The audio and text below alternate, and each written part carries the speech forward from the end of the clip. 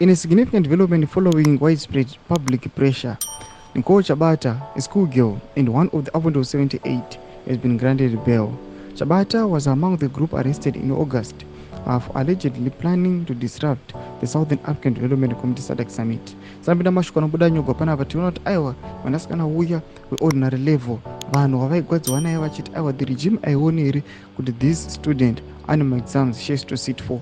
Sambida mashuka nobuda nyogwa panapa subscribe or like or turn on the bell icon. Tipena mnamoni komchinze. The decision to grant bail to Chabata comes after a vigorous campaign advocating for a release, which mobilized support from various quarters. The outcry over her detention, particularly given his status as a student, played a crucial role in securing her release. While this is a positive step, the fight is far from over. Efforts are ongoing to ensure the release of the remaining detainees who are still held under political charges.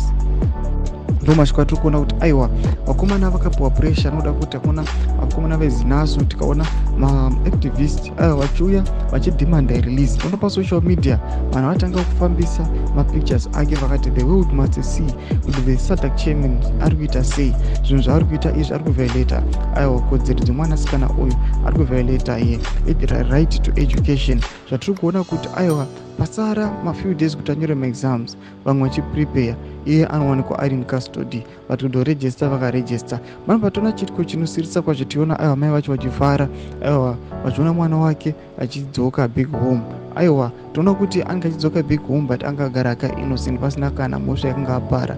Kuti mafungiro enyu motikudiva musoro pechitiko ichi aiwa musango subscribe or like turn on the bell icon.